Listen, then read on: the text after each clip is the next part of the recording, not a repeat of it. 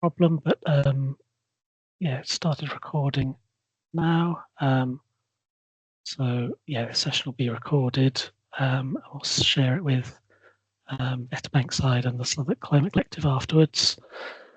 So yeah, welcome to this session on carbon accounting, offsetting and credits, part of the Southwark Climate Collective's training series for SMEs. So hopefully be able to give you the knowledge and tools to measure, understand and act on your carbon footprint across all the different types of emissions you may have, and to be able to recognise and assess credible carbon offsets. Firstly, a little bit of housekeeping. Just been asked if we could please scan these codes that are on the screen to complete the registration form and the equal opportunities forms. This will really help Better Bankside and the Southwark Climate Collective sort of improve their support for SMEs. So I'll leave that up there for a little bit. If you could just scan the codes with your phone or whatever you've got, and then complete the forms. I'll probably be able to show these a little bit later, but if you're able to do it now, just give you a little bit of time.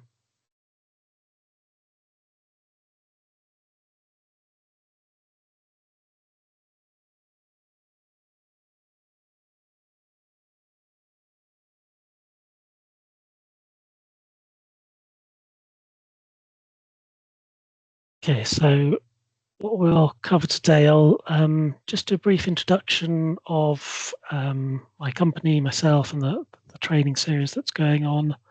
We'll then go through the basics of carbon accounting and climate change as a whole, and then we'll start looking at some practical tools for measuring carbon emissions, standards, things you can follow, and specific tools that can help you calculate your carbon footprint. And then we'll talk at the end about carbon credits and offsetting, what they are, how to use them, how to distinguish credible offsets, and how to look at offsets that are aligned to your company. And then at the end, we'll just have a quick wrap up, and there'll be a chance for you to ask any questions on the topics we've sort of gone through. There's a couple of points where I'll want you to interact if you can. Give me a bit of information about yourselves, your knowledge of carbon, and some things like that. Just what you're hoping to get out of this, and that'll help me as we go through it, just to sort of pitch it a little bit, decide what bits to go a bit deeper on or which bits to skim over. So that's what we'll look at today. So firstly, who are we? I work for a company called Ramble. It's an independent architecture, engineering and consultancy company with 18,000 employees around the world. And it's owned by the Ramble Foundation, meaning it's got the freedom to invest long term and has strong sets of values. Ramble recently purchased Temple, for who I used to work, which is a UK SME environmental consultancy. Ramble themselves have sort of a commitment, carbon reduction targets, and a net zero commitment to reach net zero by 2040. So they're aligned with all these organisations and reports to the CDP, the Carbon Disclosure Project. So it has sort of lots of experience in terms of carbon management, decarbonisation.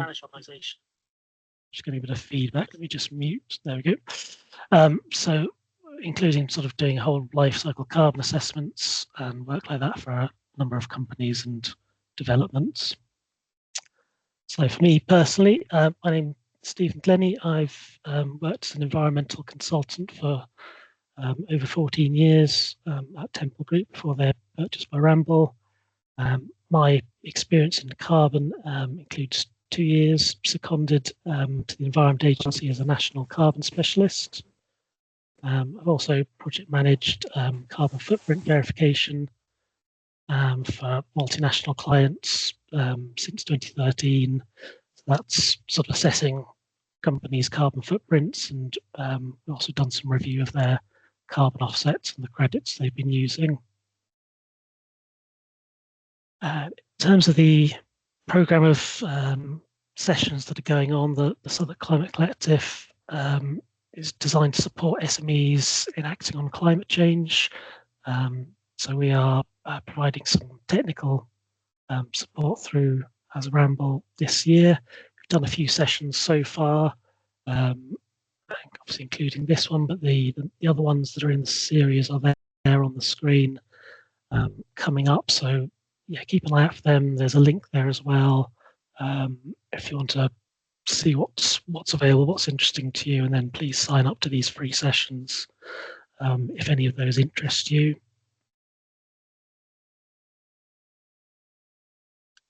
So I was hoping people could, at this stage, introduce yourselves briefly. You can either unmute and speak, put your hand up and say hello, or if you just want to put some information in the chat, that would be fine. Just maybe your name and the company you work for, what sector they're in, and then maybe just a little about either what you know about carbon footprinting itself, or why you're here, so what you're hoping to get out from this. So give you a couple of minutes if anyone wants to raise their hand and speak, or yeah, it's fine just to put some details in the chat as well. It'll just help, as I said, with kind of pitching the information I'll give today, because it's meant to be a fairly high-level introduction to carbon footprinting and offsets. There are a few slides I could go into in a bit more detail if people would like. So yeah, I'll give you a couple of minutes now just to either say hello, put your name and some information in the chat, or raise your hand.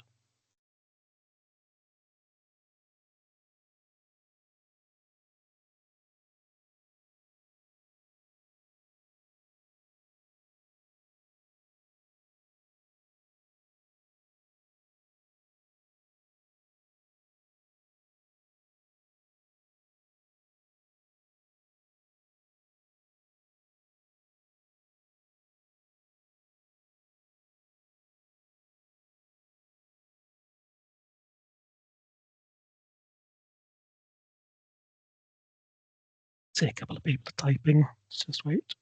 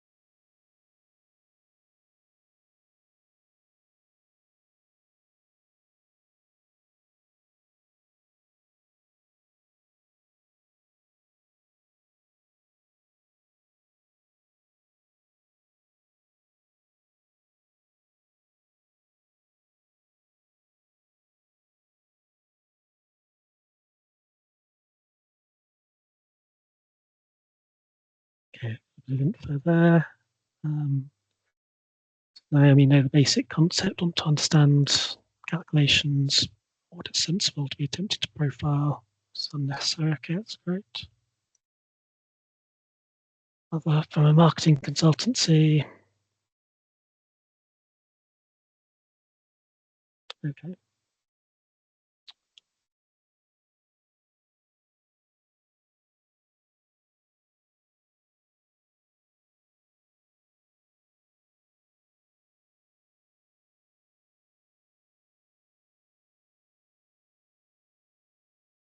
That's good. Yeah, keep typing away, and I'll have a look at those as we're sort of going through. It's good to see. I think it looks like people are sort of fairly new to the area of it, and just want to learn a bit more about carbon offsetting, carbon footprinting as a whole, and get a bit of guidance on what tools to use, what offsets and things are credible. So that's good. That sounds fortunately quite aligned with what we've got going today. So that's good. Yeah, keep adding to the chat as you see fit. And if you've got any questions as we go along, you can put them in the chat as well, and we'll catch them up at the end, or save them up for the Q&A at the end either way. So yeah, onto a quick kind of introduction to carbon footprinting and really sort of to climate change itself. Because as you say, I've got a few, I guess, scientific type slides at the beginning. Really, it's just to cover the bigger picture background of really why we're trying to measure and reduce carbon emissions. I won't go into too much detail here, but yeah, if you are interested, then yeah, please reach out. Let me know. We can discuss it further. So yeah, the reason we're looking to measure and reduce emissions of carbon dioxide is that it and gases like it are greenhouse gases. So that means they have an insulating effect on the Earth, causing the atmosphere to heat up. And there is a natural greenhouse effect which keeps the Earth habitable. That's adding extra energy to that system, make things heat up more than is natural, and the climate becomes volatile, leading to extreme weather, sea level rise, many other issues like that. So that's why we're interested in reducing carbon emissions from our human activities.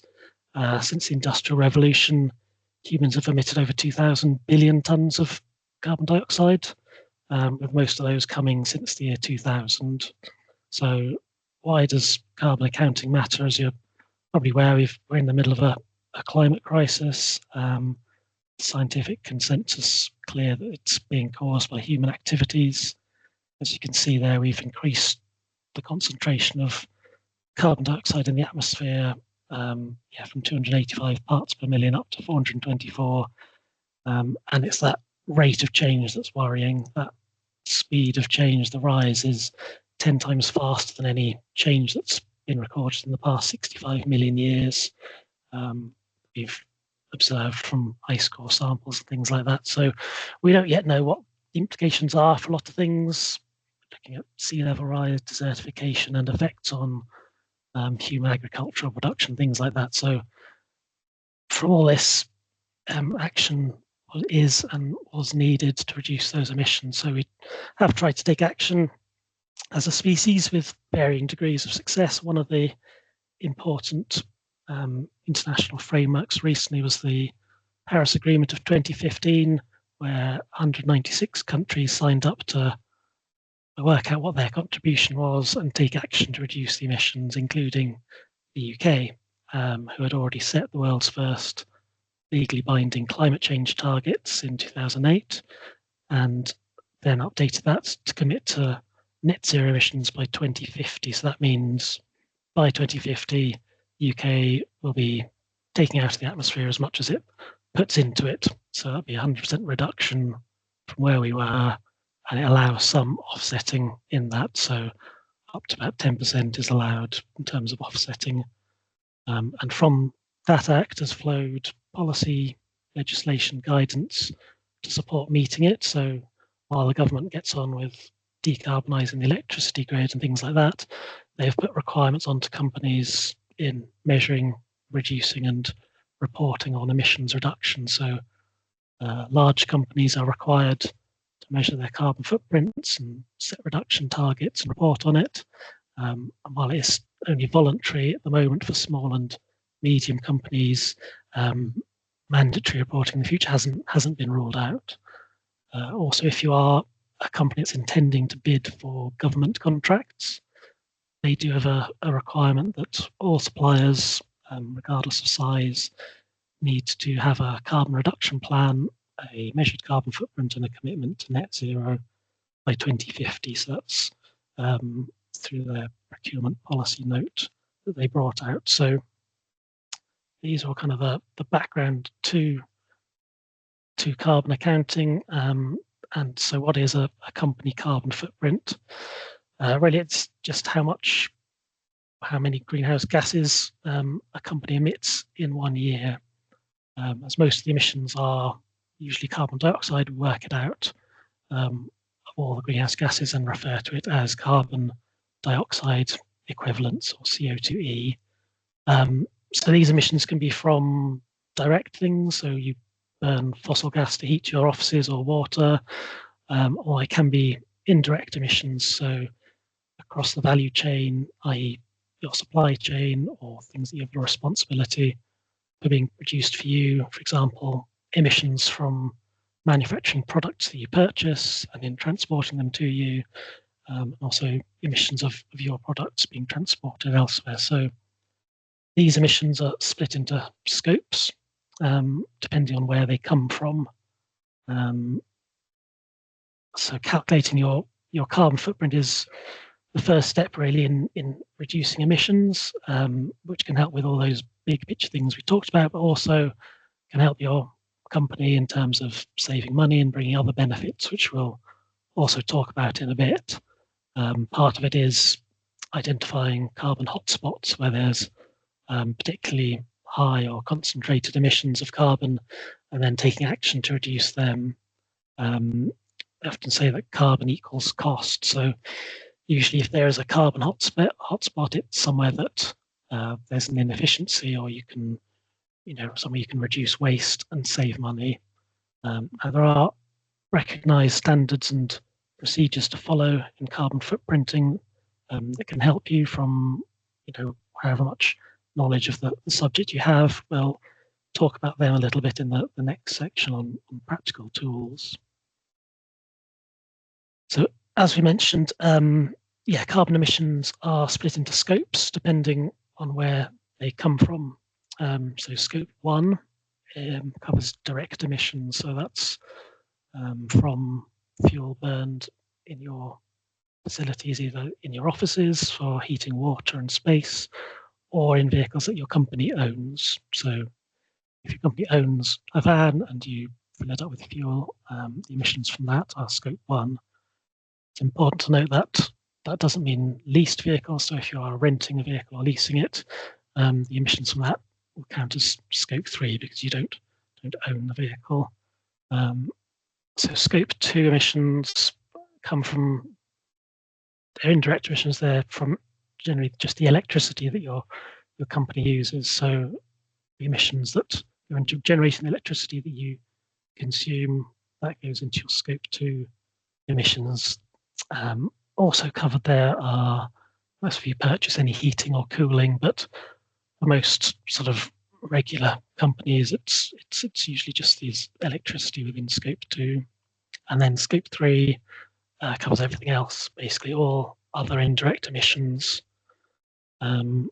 So yeah, I think there are 15 categories in total. There's a sort of a diagram on the next page I'll show you, but yeah, that covers all kind of emissions. And like I said, if you want to win government contracts, then they require you to provide emissions on 5 specific categories of scope 3 emissions. In terms of carbon reporting, you have to cover 100% of your scope 1 and 2 emissions. All of those have to be data captured and reported. And then you need to work out which of the scope 3 emissions are relevant to your company, and then report as much of those as you can, or at least put in place a plan to collect the data that will allow you to report in the future. So here's just a diagram really of the different scopes, just represented visually, so it shows you sort of where they sit. So you can see scope 1 is in the middle. That's the direct emissions from your owned things. Scope 2 then from electricity.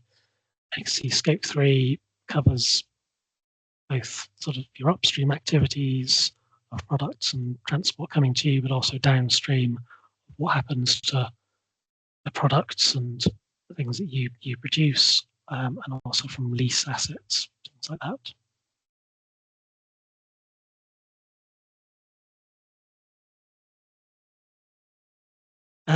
I've got a slide here, really, I think, on boundary setting. It may not be relevant to everybody. It's just an important part of at the start of producing a carbon footprint, really, because you need to know what emissions to include. So you sort of set the boundaries, you work out which of the scope 3 emissions are relevant, and then due to businesses having different legal and organisational structures, there are different approaches to sort of collecting that data and reporting them.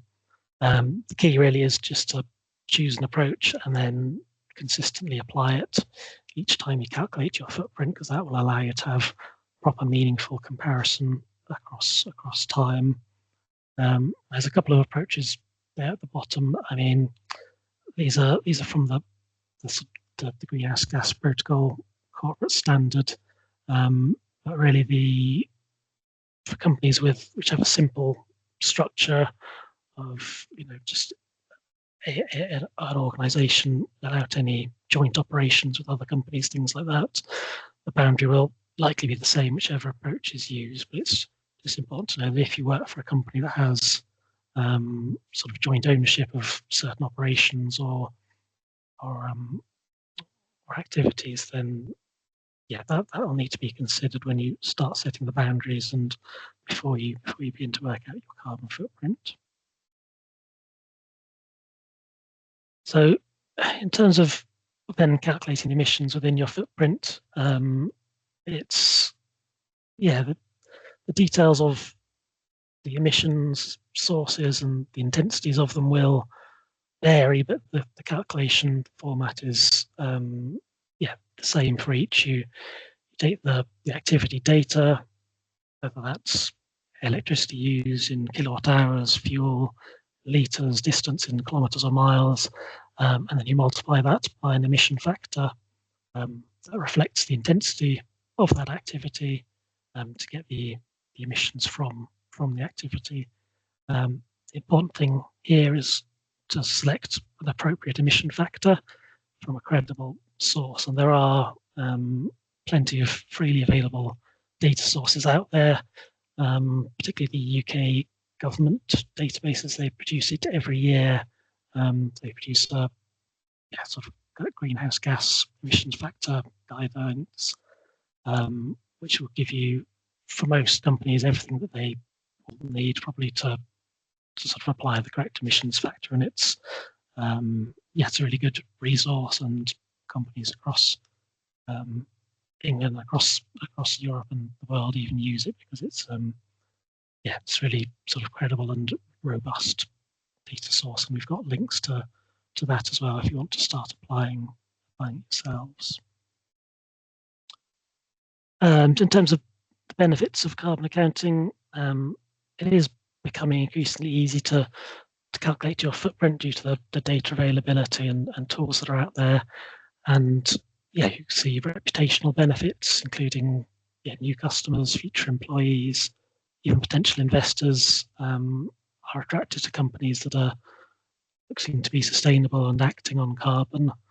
And the footprinting exercise itself is a sensible form of risk management. You can identify areas in your supply chain that may be vulnerable to disruption. You may, from identifying the hotspots, see where you maybe have inefficiencies, but also allows you to be aware of how much carbon you're emitting, because there may be some legislative changes coming. Things like the carbon price may be changing as well. That may obviously form some form of risk in the future. And again, like we said, there may be some carbon reporting requirements coming in the future. We don't know just yet. Larger companies are required to report and measure their carbon footprint, and then maybe move to make it more mandatory for smaller companies in the future. And again, as I referred to a few times, the government require companies to have a carbon reduction plan, net zero commitment, and a carbon footprint if they want to win work for the government.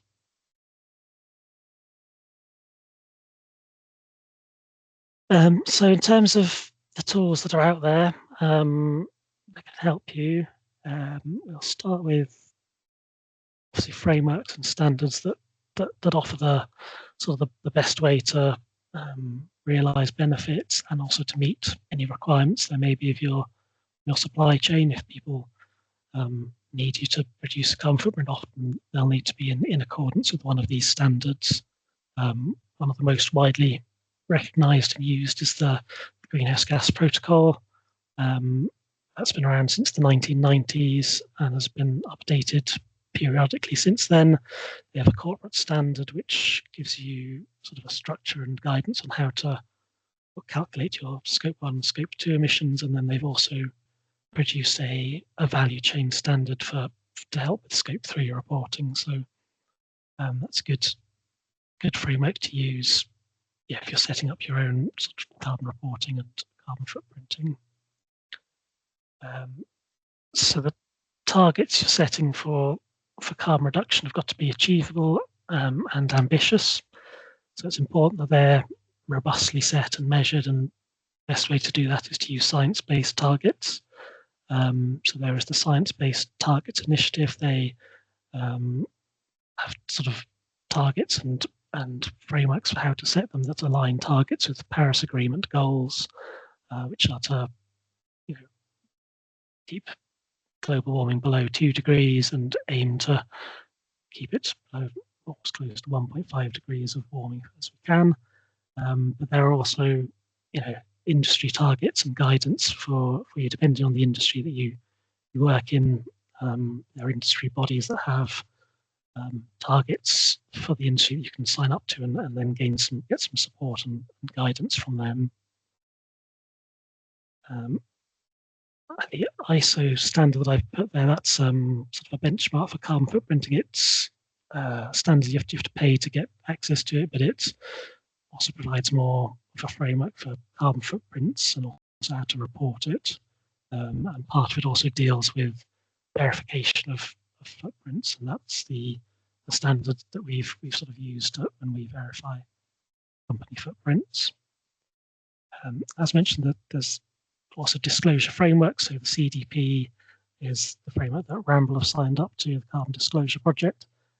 It's a global non-profit that runs this disclosure system for companies to submit reports to and kind of manage their environmental impacts.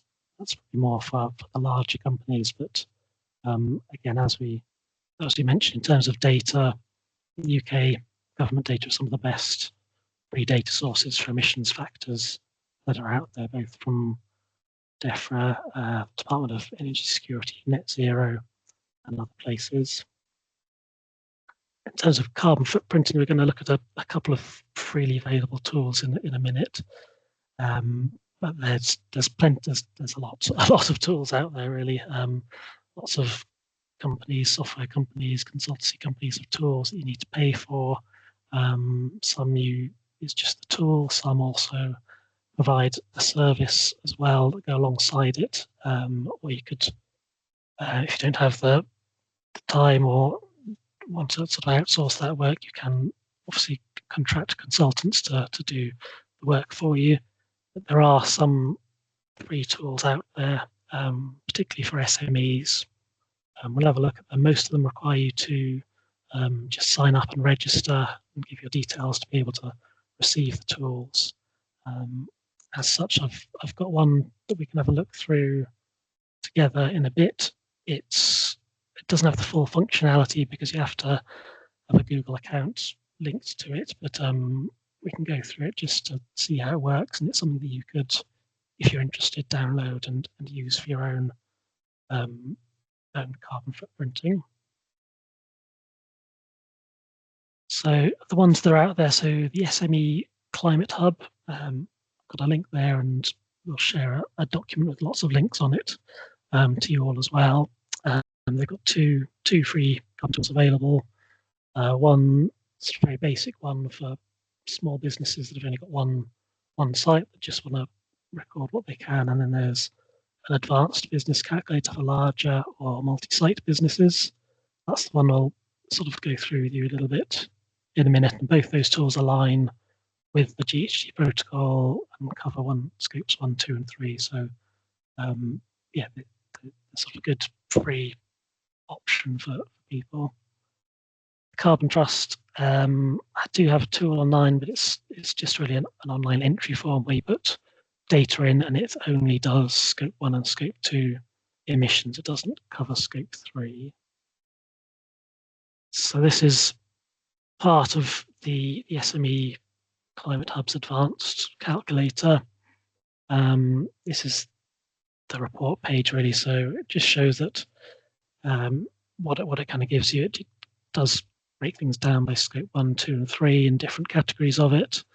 And once you've entered the data, it sort of has the built-in emissions factors and works that for you. And then also there's a graph that appears on the right there. So like I said, you need to have a Google account to get the full functionality of it and register with them.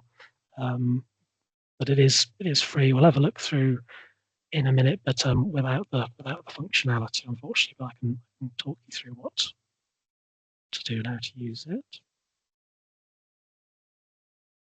Yeah, and there are a few other tools available. NatWest have an online planner as well, and the other two companies there, Seedling, they have a very basic carbon calculator that is free to download, but then they also have options to have another more functional tool, and you have to pay then to gain support alongside that, which I think is about £80 a month. Carbon Footprint, I've been in the space quite a long time, and they've also got a free online calculator for small one-site companies that, again, covers scope 1, 2, and 3, but also requires you to register to be able to access it. So yeah, like I said, it's not possible to access all of them, but I do have downloaded the SME Climate Hub's calculator, so I can open it up now and have a little look through it if that would be useful to people. Won't be functional, but you can download your own copy to use, which is free. I'll pop the link back up if you want to have a look at it as well. So that link there is for both. It takes you to the site that has both free tools available. Let me see if I can share my other screen now.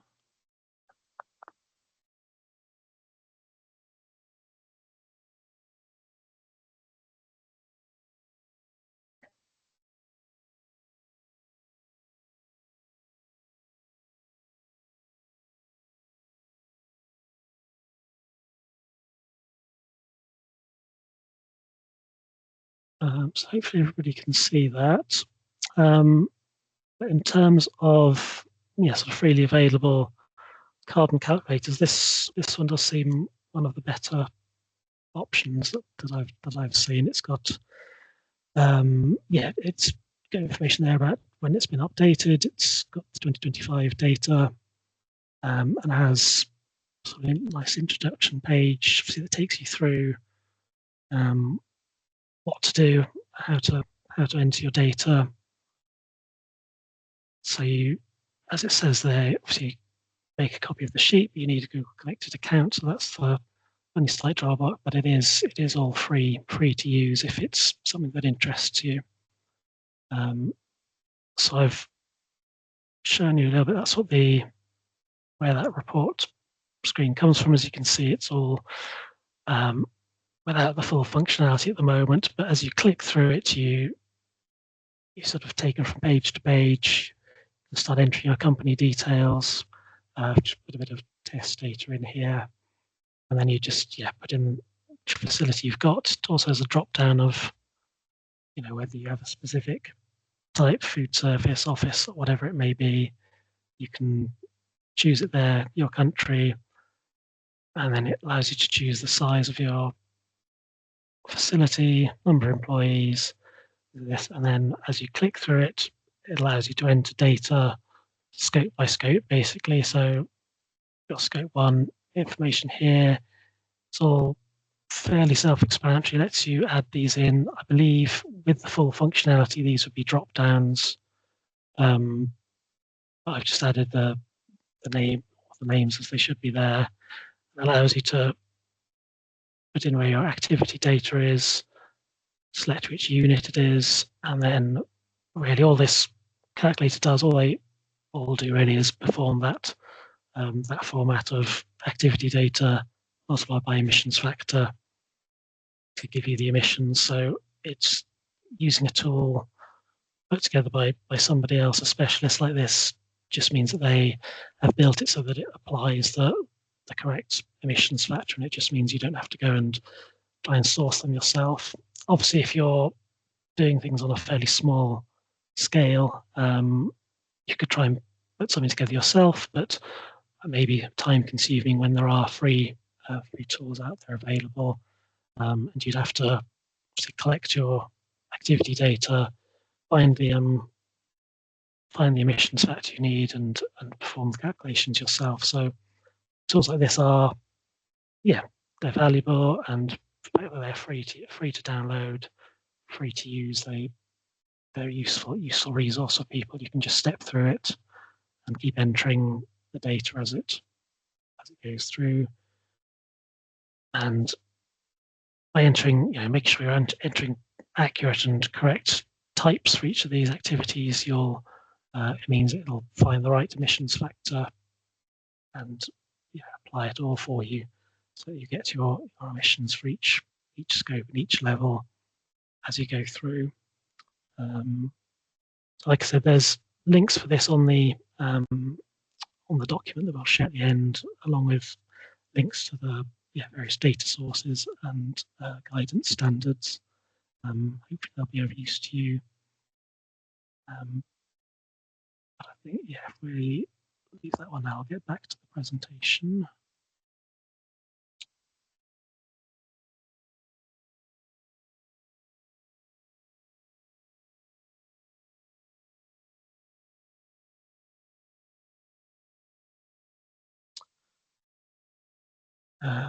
Right, I'll resume from where we were. So,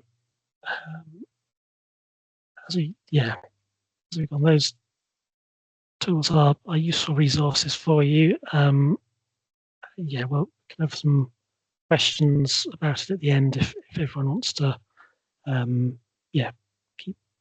Keep what they want to ask till then. At the moment, we're going to move on, talk about carbon credits and offsetting just for the last section of this before the Q&A bit.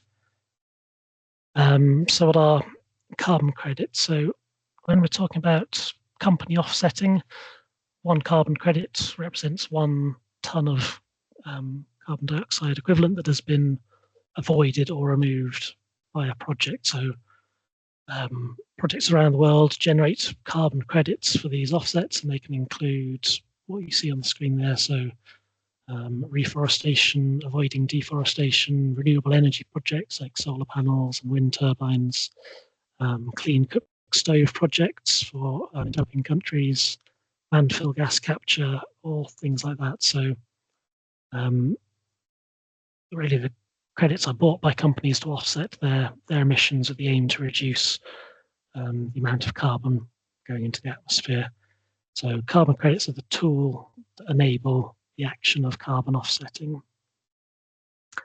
Carbon offsetting refers to the purchasing carbon credits, remove or avoid carbon emissions, which allow you to offset your own emissions as a company.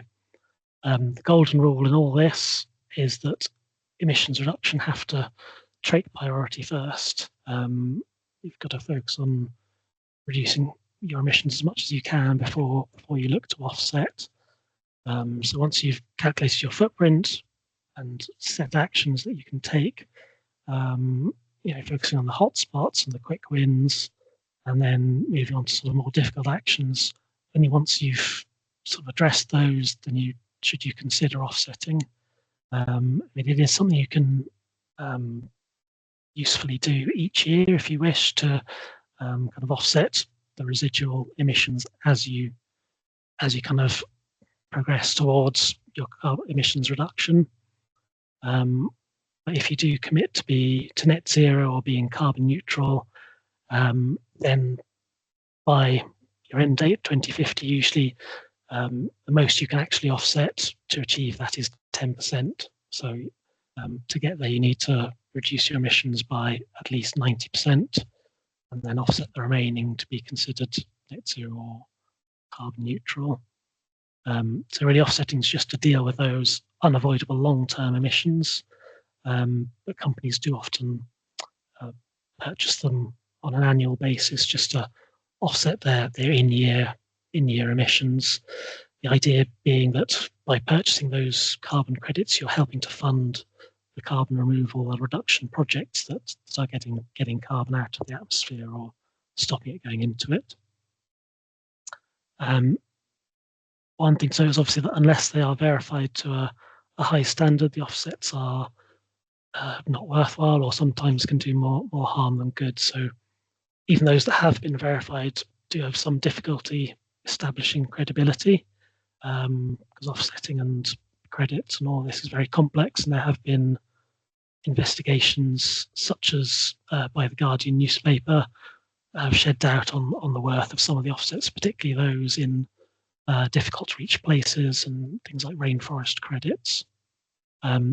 So solution to those kind of issues could be whether you focus on UK only carbon credits or on offsets that specifically align with your business. So for example, if you make pots and pans or you're in hospitality, something like that, you could look at carbon offsetting that invests in those sustainable clean cooking stoves.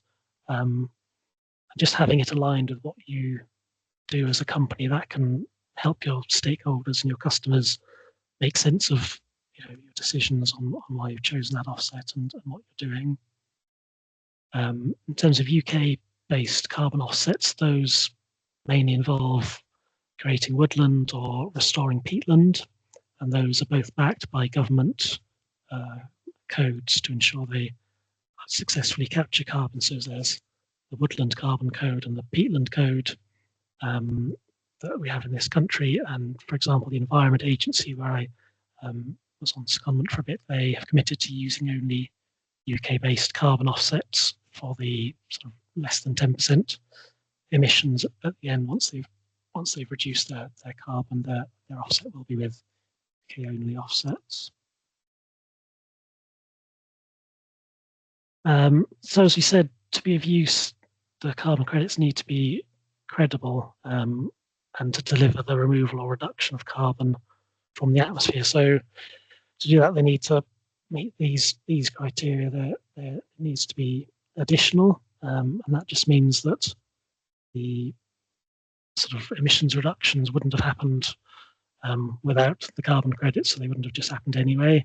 They need to be permanent, so that carbon is either removed or reduced. It needs to be done so permanently.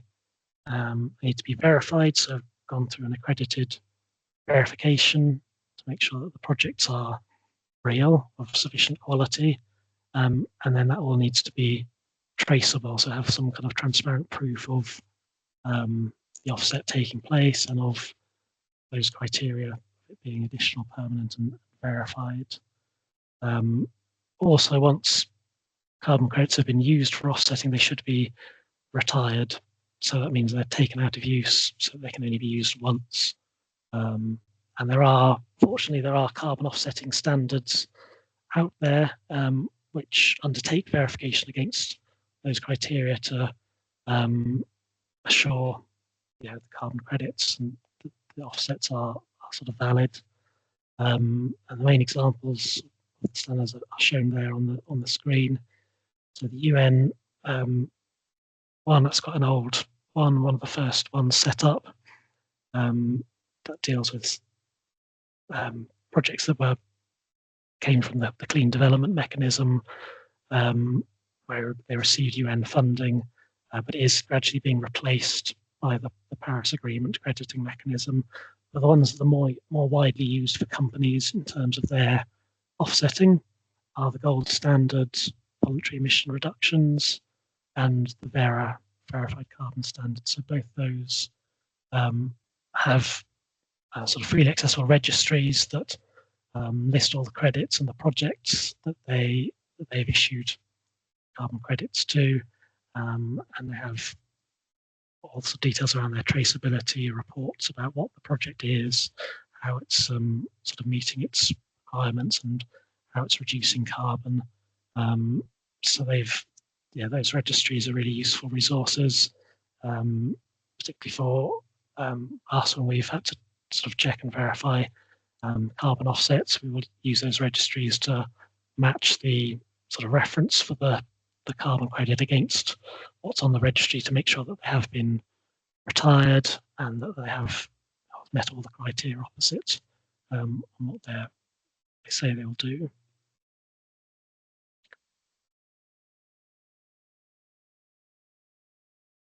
So I've just got a bit of a summary here, really, or a checklist, really, on carbon footprinting and what we've talked about. So, yeah, first thing is you can't manage what you can't measure. So to complete a carbon footprint should be the first step. You set your boundary, you develop your inventory of data, you work out what it is you're going to be collecting from scope 1, 2, and scope 3.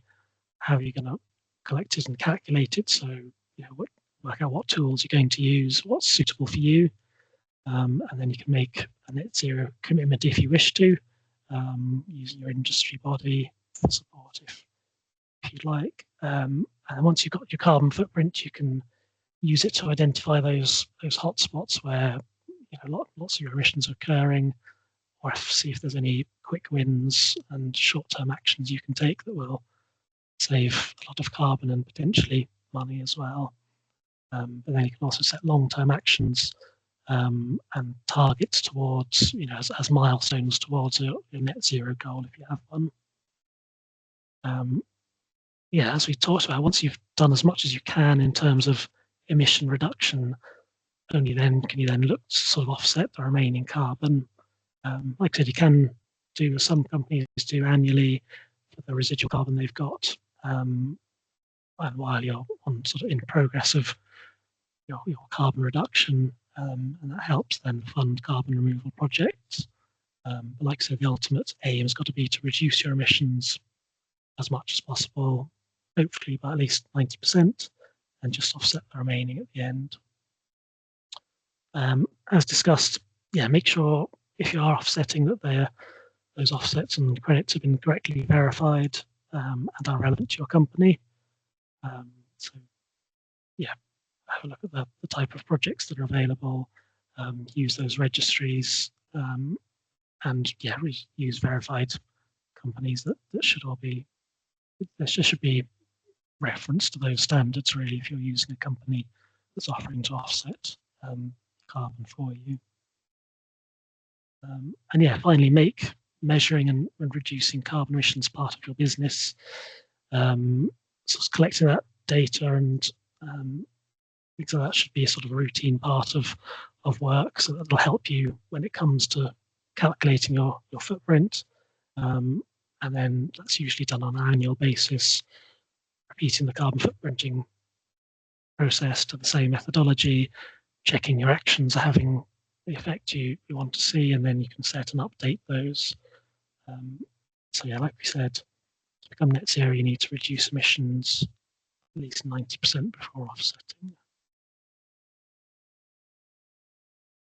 So I have just a sheet here called a cheat sheet, but really it's just links to some useful documents, guidance, standards, data, and some examples of what can be collected. So first column just sort of gives links to those standards I talked about, the GHG protocol standard for both scope 1, 2, and scope 3.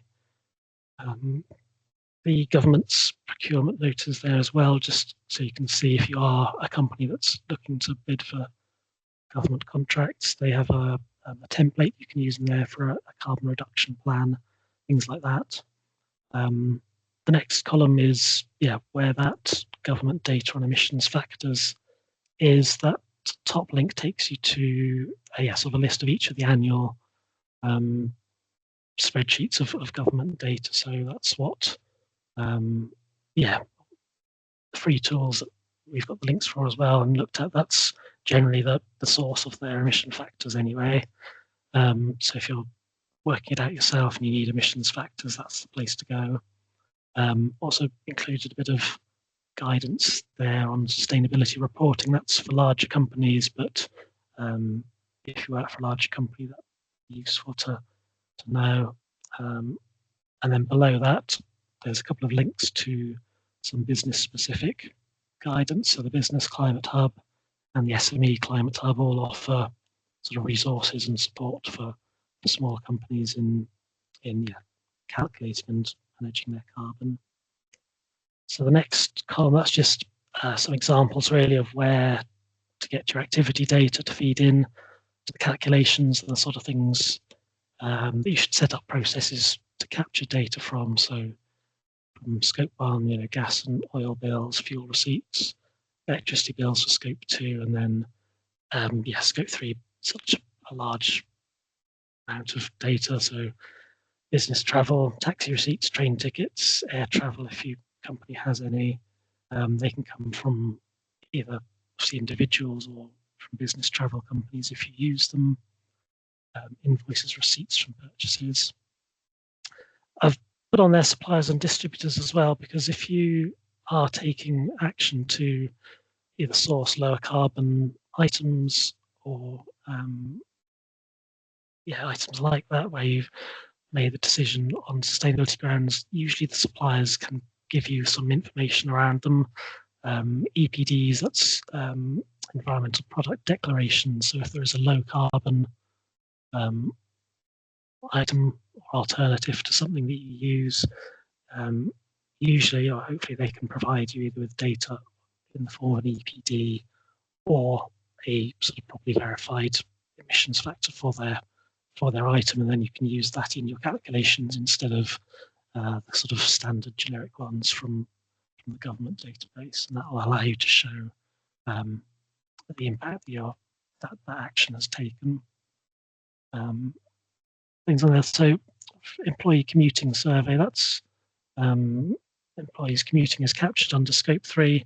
When we were still Temple, we did this ourselves. We sort of produced our own carbon footprint for our company, and as part of that we created an employee commuting survey to sort of get together everybody's data on how they travel to work, distances, forms of transport, that sort of thing. So that's kind of thing. If you want to collect commuting data, that's what you can use. Now, a lot of companies they don't have sort of full ownership of their building; they lease it or part of it. But you can try and get some data from your landlord or management company, or the waste management company as well, if you want to calculate your waste emissions.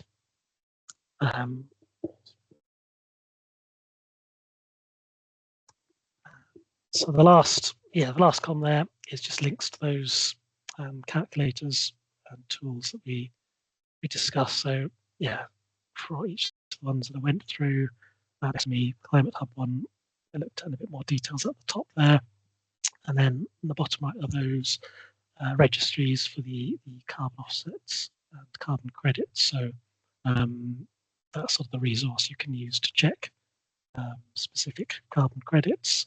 And like I said, if you're using a sort of another company to offset carbon for you, they should be sort of referencing and using those standards just to ensure that the offsets they're providing are sort of valid and credible.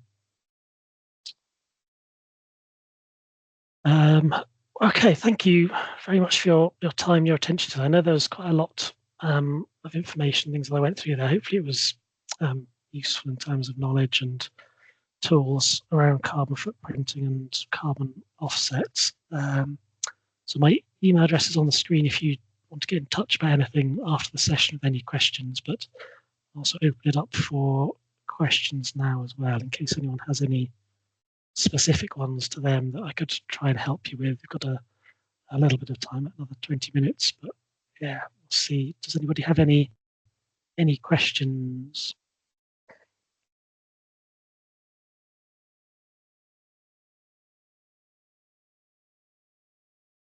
Naomi. Oh, I think you're on mute still. Can't hear you, sorry. Can anyone else hear? Sorry, Naomi. Yeah, maybe type it in and I'll get to you, okay. So yes, the slides will be shared, I believe. I'll send them over to Sam at Better Bankside and the Climate Collective, and he'll distribute them to the people on the list. I think we'll also try and make this recording available as well, which I'll just stop the recording now as well, so we can save that.